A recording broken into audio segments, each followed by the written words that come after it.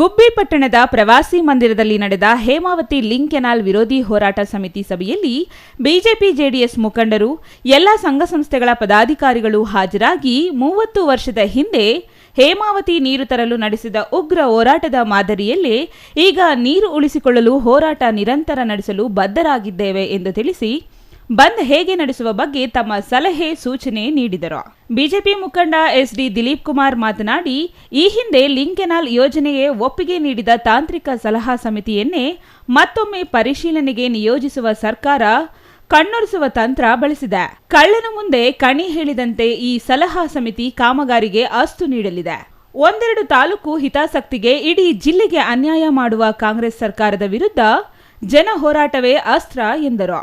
1440 cusecs ನೀರು ಹರಿಸುವ ಆಧುನಿಕ ನಾಲೆಯಲ್ಲಿ ನೀರು ತೆಗೆದುಕೊಂಡು ಹೋಗಲಿ, ಅದನ್ನು ಬಿಟ್ಟು ಲಿಂಕ್ ಕೆನಾಲ್ ಒಮ್ಮೆಲೆ 11 ಟಿಎಂಸಿ ನೀರು ಹರಿಸುವ ಹುನ್ನಾರದ ವಿರುದ್ಧ ರೈತರು ದನಿಯಾಗಿ ನಿಲ್ಲಬೇಕು.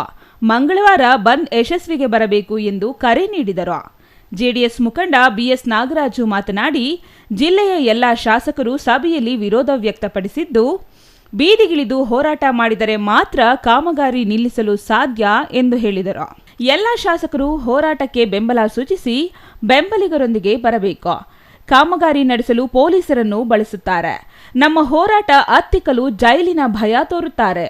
ಯಾವುದಕ್ಕೂ ಜಗ್ಗದೆ ಈ ತಿಂಗಳ 25ರಂದು ತಮ್ಮ ಗ್ರಾಮದಲ್ಲಿ ಬಂದ್ ನಡೆಸಿ ಗುಬ್ಬಿಗೆ ಬಂದು ಸಾವಿರಾರು ಜನರ ಶಕ್ತಿ ಪ್ರದರ್ಶನ ಆಗಬೇಕು ಎಂದರು. ಎಪಿಎಂಸಿ ಮಾಜಿ ಅಧ್ಯಕ್ಷ ಕಳ್ಳಿಪಾಳ್ಯ ಲೋಕೇಶ್ ಮಾತನಾಡಿ, ಕುಣಿಗಲ್, ಮಾಗಡಿ, ಕನಕಪುರ, ರಾಮನಗರ, ಚನ್ನಪಟ್ಟಣ ಈ ಕ್ಷೇತ್ರಗಳು ಮಾತ್ರ ಉಳಿಸಿಕೊಳ್ಳಲು ಡಿಸಿಎಂ ನಮ್ಮ ರೈತರ ಮೇಲೆ ದರ್ಪ ತೋರಲು ಸಿದ್ಧರಿದ್ದಾರೆ ಎಂದು ಆರೋಪಿಸಿದರು.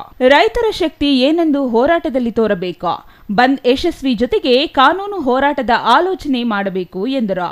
ಬಿಜೆಪಿ ಜಿಲ್ಲಾ ಉಪಾಧ್ಯಕ್ಷ ಎಚ್ಟಿ ಭೈರಪ್ಪ ಮಾತನಾಡಿ, ರಾಷ್ಟ್ರೀಯ ನೀರಾವರಿ ಸಮಿತಿ ಪ್ರಕಾರ ಯಾವುದೇ ಮುಖ್ಯ ನಾಲೆಯಲ್ಲಿ ಲಿಂಕ್ ಕೆನಾಲ್ ಮಾಡುವಂತಿಲ್ಲ. ಎಲ್ಲ ನೀತಿ ನಿಯಮ ಗಾಳಿಗೆ ತೂರಿ ಈ ಪೈಪ್ಲೈನ್ ಮಾಡಿರುವುದು ಅಕ್ರಮ. ಜಿಲ್ಲೆಯ 7-8 ತಾಲೂಕಿಗೆ ಅನ್ಯಾಯ ಮಾಡುವ ಕಾಂಗ್ರೆಸ್ ಸರ್ಕಾರದ ವಿರುದ್ಧ ಹೋರಾಟ ನಿರಂತರ ನಿರ್ಣಾಯಕಗೊಳಿಸಬೇಕಾಗಿದೆ ಎಂದರು. ರೈತ ಸಂಘದ ತಾಲೂಕು ಅಧ್ಯಕ್ಷ ವೆಂಕಟೇಗೌಡ ಮಾತನಾಡಿ, ಸರ್ಕಾರದ ವಿರುದ್ಧ ನಡೆಯುವ ಹೋರಾಟ ಗಂಭೀರತೆ ಹೊಂದಿರಬೇಕು.